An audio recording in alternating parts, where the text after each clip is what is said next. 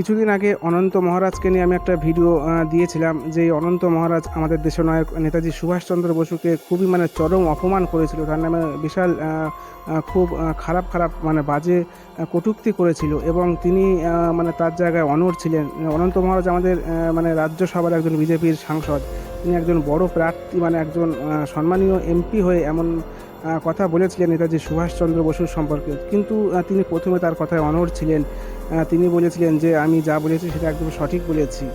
তো এই নিয়ে আমাদের রাজ্যে অবশ্যই সোশ্যাল মিডিয়ায় বিভিন্ন একদম খুবই প্রতিবাদ শোরগোল পড়ে গিয়েছিল।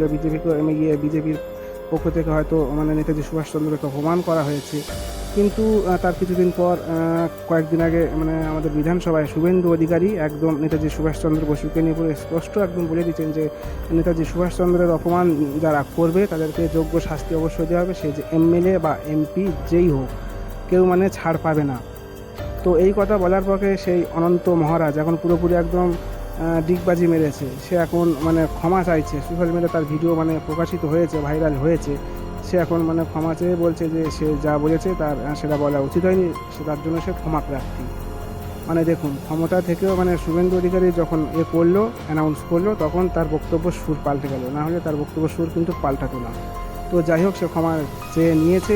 আমাদের দেশনায়কের অপমান করেছিল, সে প্রায়শ্চিত্ত করেছে। তো ভিডিও ভালো লাগলে অবশ্যই লাইক করবেন, শেয়ার করবেন, কমেন্ট করবেন আর সাবস্ক্রাইব করে পাশে থাকবেন। ধন্যবাদ।